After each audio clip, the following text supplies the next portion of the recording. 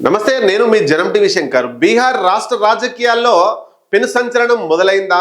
2025 వరకు కొనసాగినటువంటి బీజేపీ ప్రభంజనం ప్రశాంత్ కిషోర్ విజయంతో కీలక మలుపు తిరిగిందా? రాబోయే కాలంలో బీహార్లో ఆర్జేడీ వర్సెస్ బీజేపీ ఉంటుందా, లేదా BJP versus Prashant Kishor party Jan Suraaj party JSP ఉంటుందా? ఈ అనేక అంశాలు చూద్దాం. ప్రశాంత్ కిషోర్ ఒకటే గెలిచిండు ఇప్పుడు బీహార్ రాష్ట్రంలో. గతంలో జరిగినటువంటి ఎన్నికల్లో మొత్తం అన్ని స్థానాల్లో పోటీ చేస్తే 2 స్థానాలలో డిపాజిట్ వచ్చింది, మిగతా అన్ని స్థానాలలో డిపాజిట్ కోల్పోయింది. అయినా కూడా మొక్కవోని ధైర్యంతో మొన్న ఉప ఎన్నికల్లో ప్రశాంత్ కిషోర్ అక్కడ జనసూరజ్ పార్టీ తరఫున పోటీ చేసి గెలిచాడు. అది కూడా బీజేపీ కంచుకోటలో. బీజేపీ అక్కడ 8 సార్లు అక్కడ ఎమ్మెల్యే అభ్యర్థిగా గెలుస్తూనే వస్తున్నారు. ఇప్పుడున్నటువంటి బీజేపీ జాతీయ అధ్యక్షుడు నితిన్ నబీ ఉన్నటువంటి అసెంబ్లీ స్థానంలో ఆయన రాజ్యసభకు ఎన్నిక కావడంతో బీజేపీ జాతీయ అధ్యక్షుడిగా నియమించబడ్డాడు.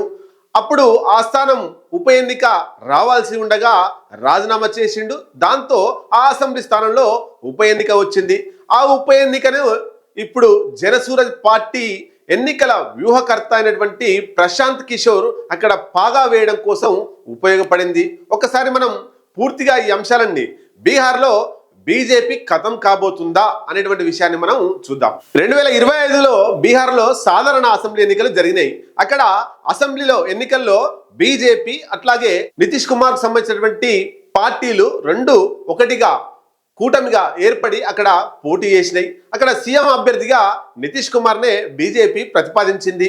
ఆయన సీఎం అభ్యర్థిగా చెబుతూనే బీహార్లో ఎన్నికలకు పోయినరు. దాంతో అక్కడ బీజేపీ అట్లాగే నితీష్ కుమార్ ప్రభుత్వం అధికారంలోకి వచ్చింది. అధికారంలోకి వచ్చిన తర్వాత అక్కడ కొన్ని రోజులు కొనసాగిన తర్వాత ముఖ్యమంత్రి పదవికి నితీష్ కుమార్ రాజీనామా చేయాల్సి వచ్చింది. అయితే ఆ సాధారణ ఎన్నికలు జరిగే సమయంలోనే ప్రశాంత్ కిషోర్ ఒక కీలక ప్రకటన చేసిండు. బీజేపీ పార్టీ అట్లాగే జేడీయూ పార్టీలు నితీష్ కుమార్ సీఎం అభ్యర్థిగా ప్రకటించిన నితీష్ కుమార్ ని పూర్తిగా సీఎంగా కొనసాగనివ్వదు బీజేపీ పార్టీ అని స్పష్టంగా ఎన్నికల వ్యూహకర్త అయినటువంటి ప్రశాంత్ కిషోర్ అప్పుడు చెప్పిండు. ఆయన ఆ సాధారణ అసెంబ్లీ ఎన్నికల్లో పోటీ చేయలేదు. ఎమ్మెల్యేగా ఏ నియోజకవర్గం నుండి కూడా పోటీ చేయలేదు. వయసు రీత్యా మతిమరుపు ఎక్కువైంది. సొంత పార్టీ ఎమ్మెల్యేలను కూడా గుర్తుపట్టలేని పొజిషన్లో నితీష్ కుమార్ ఉన్నాడు అని కూడా కామెంట్ చేసిండు. అప్పటికి జనసూరజ్ పార్టీ ప్రశాంత్ కిషోర్ పార్టీకి ఆ రాష్ట్రంలో మొత్తం 3% ఓట్లు వచ్చాయి. అయితే ఆ ఎన్నికలు అయిపోయిన తర్వాత ప్రశాంత్ కిషోర్ రాజకీయాలకు పనికిరాడు, కేవలం ఆయన ఎన్నికలకు వ్యూహకర్తగా మాత్రమే పనికొస్తాడు, రాజకీయ పార్టీలకు సలహాలు ఇవ్వడానికి మాత్రమే పనికొస్తాడని చెప్పేసి చాలా మంది కామెంట్ చేసిరు. Nitish Kumar party JDU party కొంత నిర్వీర్యమవుతుంది. బీహార్లో బీజేపీ ఆర్జేడీ పార్టీలు మాత్రమే మిగిలే అవకాశాలున్నాయి. దీన్ని క్షుణ్ణంగా పరిశీలించినటువంటి ప్రశాంత్ కిషోర్ ఎట్లాగైనా బీహార్లో అడుగుపెట్టాలి, బీహార్ అసెంబ్లీలో అడుగుపెట్టాలనే ఉద్దేశంతో ఆయన వేచి చూస్తున్నాడు.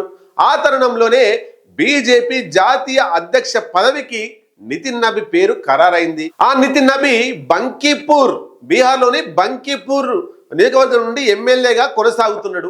ఎమ్మెల్యేగా కొనసాగేటువంటి వ్యక్తిని తీసుకొచ్చి దేశ అధ్యక్షుడిగా నియమిస్తే ఇబ్బంది అని బంకీపూర్లో నితిన్ నబీని ఎమ్మెల్యేగా రాజీనామా చేయించి అతనికి రాజ్యసభ ఇప్పించి అతనిని బీజేపీ జాతీయ అధ్యక్షుడిగా తీసుకొచ్చిర్రు. ఇదే అదునుగా భావించినటువంటి ప్రశాంత్ కిషోర్ అక్కడ ఎట్లాగైనా పోటీ చేయాలని అసెంబ్లీ ఎన్నికల్లో పోటీ చేసిండు. ఆ బంకీపూర్ కాన్స్టిట్యున్సీ మొత్తంగా బీజేపీ ఇప్పటి వరకు 8 సార్లు అసెంబ్లీ నియోజకవర్గంలో ఎమ్మెల్యేగా బీజేపీ పార్టీ గెలుపొందుతుంది. నితిన్ నబీ తండ్రి అయినటువంటి కిషోర్ నబీ 4 సార్లు ఎమ్మెల్యే గెలిచిండు. ఇప్పుడున్నటువంటి బీజేపీ జాతీయ అధ్యక్షుడు 4 సార్లు గెలిచిండు. మొత్తంగా 8 సార్లు అక్కడ గెలిచి బీజేపీ కంచుకోటగా బంకీపూర్ నిలుస్తుంది. అట్లాంటి బీజేపీ కంచుకోటలో ప్రశాంత్ కిషోర్ గెలుపు ఎలా సాధ్యమని చాలా మంది మాట్లాడారు విశ్లేషకులు. ఎప్పుడైనా బీజేపీ అక్కడ పోటీ చేస్తే 50 నుండి 80 వేల ఓట్ల మెజారిటీ ఖచ్చితంగా వస్తుంది. అట్లాంటి బీజేపీ కంచుకోటలో ప్రశాంత్ కిషోర్ ఖచ్చితంగా ఓడిపోతాడు అని చాలా మంది గుసగుసలు కూడా పెట్టుకున్నారట. అయితే ఆ ఎన్నికల సందర్భంగా అంటే మొన్న జరిగినటువంటి ఉప ఎన్నికల సందర్భంగా బీజేపీ కేంద్ర మంత్రి రవిశంకర్ ఒక మాట మాట్లాడిండు. 1995 సంవత్సరం నుండి అక్కడ బీజేపీ గెలుస్తుంది. బీజేపీ కంచుకోట. బీజేపీ తప్ప అక్కడ ఎవరు గెలవరు. కుక్కను పెట్టినా పిల్లిని పెట్టినా ఖచ్చితంగా బీజేపీ గెలుస్తుంది అని మాట్లాడుకొచ్చిండు. అట్లాంటి కాన్స్టిట్యున్సీలో ప్రశాంత్ కిషోర్ గెలవడం చాలా బీజేపీకి కొరకరాని కొయ్యగా బీహార్లో తయారైనట్టే. అయితే అక్కడ బీహార్లో బంకీపూర్లో ప్రశాంత్ కిషోర్ గెలవడానికి అనేక కారణాలు ఉన్నాయి. గతంలో అక్కడ బంకీపూర్లో ప్రశాంత్ కిషోర్ పోటీ చేయలేదు. కానీ ప్రశాంత్ కిషోర్ పార్టీ అయినటువంటి జనసూరజ్ పార్టీ తరపున పోటీ చేస్తే ఆ పోటీ చేసిన అభ్యర్థికి కేవలం 7,000 ఓట్లు మాత్రమే పడ్డాయి. మరి ఈ ప్రశాంత్ కిషోర్ గెలుపు ఎట్లా అవుతుంది అనేటువంటిది చాలా మంది నెగిటివ్గా మాట్లాడారు. అయినా కూడా ఎక్కడ తగ్గకుండా ప్రశాంత్ కిషోర్ తన వ్యూహాలకు పదును పెడుతూ తన టీంనంతా కూడా తీసుకొచ్చి బీహార్లో బంకీపూర్లో అసెంబ్లీ నియోజకవర్గంలో గెలిచాడు.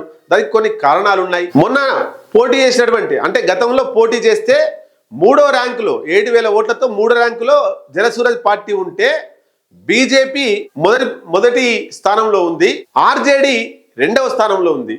మొన్న ఉప ఎన్నికల్లో ప్రశాంత్ కిషోర్ మొదటి స్థానంలో ఉన్నాడు. అంటే 3rd ప్లేస్లో ఉన్నటువంటి ప్రశాంత్ కిషోర్ పార్టీ 1st ప్లేస్కి పోయింది. 1st ప్లేస్లో ఉన్నటువంటి బీజేపీ 2nd ప్లేస్ పోయింది. 2nd ప్లేస్లో ఉన్నటువంటి ఆర్జేడీ 3rd ప్లేస్కి పోయింది. అంటే రాజకీయ వ్యూహాలు చూడొచ్చు. ఇక్కడ ఎందుకు గెలిచాడు మరి ఈ ప్రశాంత్ కిషోర్ అన్నప్పుడు, ప్రశాంత్ కిషోర్ దేశ రాష్ట్ర రాజకీయాలలో ఒక మంచి వ్యూహకర్త, పలు రాష్ట్రాల ముఖ్యమంత్రులను గెలిపియడంలో దిట్ట. అట్లాంటి వ్యక్తి మా కాన్స్టిట్యున్సీకి వస్తే మా కాన్స్టిట్యున్సీ ఏమన్నా అభివృద్ధి అవుతుంది అనేటువంటిది అక్కడ ప్రజలు కోరుకున్నారు. ఒకటి. రెండవది, ప్రశాంత్ కిషోర్ చాలా చదువుకున్నటువంటి వ్యక్తి. అక్కడ ఉన్నటువంటి లాలూ ప్రసాద్ కావచ్చు, లాలూ ప్రసాద్ యాదవ్ కొడుకు కావచ్చు, ఇద్దరు కూడా 10th పాస్ అనేటువంటి విషయం మాత్రం మనకు తెలుసు. అంటే ప్రశాంత్ కిషోర్ కొంత చదువుకున్న వ్యక్తి, కాన్స్టిట్యున్సీ బాగు కోరుకున్న వ్యక్తి, దేశ రాష్ట్ర రాజకీయ నాయకులతో పరిచయాలు ఉన్నటువంటి వ్యక్తి. అట్లాంటి వ్యక్తిని తీసుకొచ్చి ఇక్కడ గెలిపిస్తే మా నియోజకవర్గం బాగుపడుతుందని చెప్పేసి బంకీపూర్ ప్రజలు బాగా కోరుకొని ప్రశాంత్ కిషోర్ను గతంలో 7,000 ఓట్లు వచ్చినటువంటి జనసూరజ్ పార్టీకి అయితే అక్కడ పీకే మొదటగా అసెంబ్లీలో అడుగు పెట్టాలనుకున్నాడు. తర్వాత అపోజిషన్లోకి రావాలనుకుంటున్నాడు. తర్వాత అధికారంలోకి రావాలనుకుంటున్నాడు. అంటే అక్కడ ఇంతకుముందు ఆర్జేడీ, తర్వాత జేడీయూ, లాలూ ప్రసాద్ యాదవ్ వర్సెస్ నితీష్ కుమార్ 2 మాత్రమే ఉండే. ఆ తర్వాత మొన్న ఎన్నికల్లో బీజేపీ ఎంటర్ అయింది. ఇప్పుడు ప్రశాంత్ కిషోర్ ఎంటర్ అయిండు. అంటే రాబోయే కాలంలో నితీష్ కుమార్ బీహార్లో కనుమరుగవుతున్నాడు అనేటువంటిది మనకు స్పష్టంగా అర్థమవుతుంది. కనీసం ఆయన ఎమ్మెల్యేలను కూడా గుర్తుపట్టలేని పొజిషన్లో ఉన్నాడంట మతిమరుపు కారణంగా. ఇక ఆయన కొడుకును చూసాం మనం, సోషల్ మీడియాలో ట్రోల్ అయింది. ఆయన కొడుకు ఆరోగ్య శాఖ మంత్రి, అంటే అనారోగ్యంగా ఉన్నటువంటి వ్యక్తిని ఆరోగ్య శాఖ మంత్రిగా నియమించారు అనేటువంటి సోషల్ మీడియాలో ట్రోల్స్ మనం చూసినాం. ఆయన నిలబడడం కూడా ఇబ్బందిగా ఉన్నటువంటి వ్యక్తి. అంటే అనారోగ్యంగా ఉన్నటువంటి వ్యక్తిని ఆరోగ్య శాఖ తీసుకొస్తే ఆరోగ్య శాఖ ఆరోగ్యంగా ఉంటుందా అనారోగ్యంగా ఉంటుందా అనేటువంటిది సోషల్ మీడియాలో మనం చూసినాం. సో నితీష్ కుమార్కి సంబంధించినటువంటి JDU party, Nitish Kumar age అయిపోయింది, అలా కొడుకు కూడా పూర్తి స్థాయిలో రాజకీయాల్లో రాణించలేడు. కాబట్టి జేడీయూ అక్కడ కనుమరుగవుతుంది అనేటువంటిది రాజకీయ విశ్లేషకులు చాలా స్పష్టంగా చెబుతున్నారు. అయితే ఇక్కడ మరి కొన్ని ప్రాంతీయ పార్టీలు, వ్యక్తితోటి నడిచేటువంటి ప్రాంతీయ పార్టీలు, ఆ వ్యక్తులు చనిపోగానే ఆ వ్యక్తుల అనంతరం ఆ పార్టీలు కనుమరుగవడం ఖాయం. ఇప్పుడు జేడీయూ నితీష్ కుమార్ తర్వాత మరి ఆ పార్టీని కాపాడేది ఎవరు? ఆ పార్టీని బీజేపీ రోజు రోజుకు మింగుతుంది. ఆ జేడీయూ పార్టీలో ఉన్నటువంటి ఎమ్మెల్యేలందరూ కూడా బీజేపీ వైపు పోయే అవకాశాలు మనకు కనబడతా ఉన్నాయి. ఎందుకంటే నితీష్ కుమార్ రోజు రోజుకు డౌన్ అవుతున్నాడు కాబట్టి దాంట్లో ఉండేటువంటి ఎమ్మెల్యేలకు ఒక మంచి నాయకుడు కావాలి, ఒక మంచి వేదిక కావాలి. కాబట్టి బీజేపీ వైపు పోయే అవకాశం ఉంటుంది. దీన్ని గమనించినటువంటి ప్రశాంత్ కిషోర్ అసెంబ్లీలో అడుగుపెట్టి అక్కడ జేడీయూ పోతుంది కాబట్టి జేడీయూ స్థానంలోకి ఖచ్చితంగా ప్రశాంత్ కిషోర్ రావాలనే వ్యూహంతో అక్కడ ఆయన పావులు కదుపుతున్నాడు. అయితే ఇప్పుడు ఒకడే గెలిచిండు అసెంబ్లీ ఎన్నికల్లో, ఇంకా 4 సంవత్సరాల్లో మళ్ళీ అసెంబ్లీ ఎన్నికలు రావాల్సి ఉంది. 5 ఏళ్ల పాటు ప్రశాంత్ కిషోర్ పార్టీ అక్కడ కీలకంగా పనిచేసి మోడీ మీద వ్యతిరేకత ఆల్రెడీ ప్రారంభమైంది. కాబట్టి ఇదంతా అదునుగా భావిస్తున్నటువంటి ప్రశాంత్ కిషోర్ వర్గం అంతా కూడా 4 ఏళ్ల పాటు కష్టపడి బీహార్లో అధికారంలోకి వచ్చి ప్రశాంత్ కిషోర్ బీహార్ సీఎంగా రావాలనే ఆలోచన ఉన్నట్టు మనకు తెలుస్తుంది. తమిళనాడులో ఉన్నటువంటి విజయ్ పార్టీ పెట్టగానే ఆయన అధికారంలోకి వచ్చేసిండు. ఆయనని ఇన్స్పైర్గా తీసుకొని 4 సంవత్సరాలు పనిచేసి బీహార్లో ప్రశాంత్ కిషోర్ అధికారంలో రావాలనే ఆలోచనలో ఉన్నాడు. అయితే ఇక్కడ ఆ అధికారంలోకి రావడానికి కొంత సమయం పడుతుంది, కొంత పని చేయాల్సినటువంటి అవసరం ఉంది. అయితే ఈయన పనిచేస్తూ పోతున్న క్రమంలోనే కాంగ్రెస్ తమిళనాడులో డిఎంకే పార్టీని వదిలేసి కాంగ్రెస్ విజయ్ వైపు ఎలా అయితే వచ్చిందో బీహార్లో కూడా తన వైపు వస్తుందనేటువంటిది ప్రశాంత్ కిషోర్ యొక్క వ్యూహం.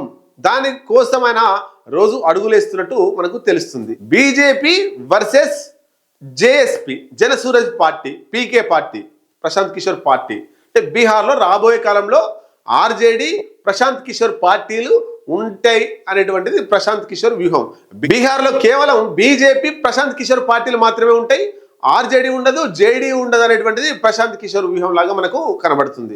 ఈ 4 ఏళ్ల టైం అంతా కూడా బీజేపీ ప్రశాంత్ కిషోర్ కు టైం ఇచ్చింది. 4 ఏళ్లలో ఆయన మరి ఏం చేస్తాడో చూద్దాం.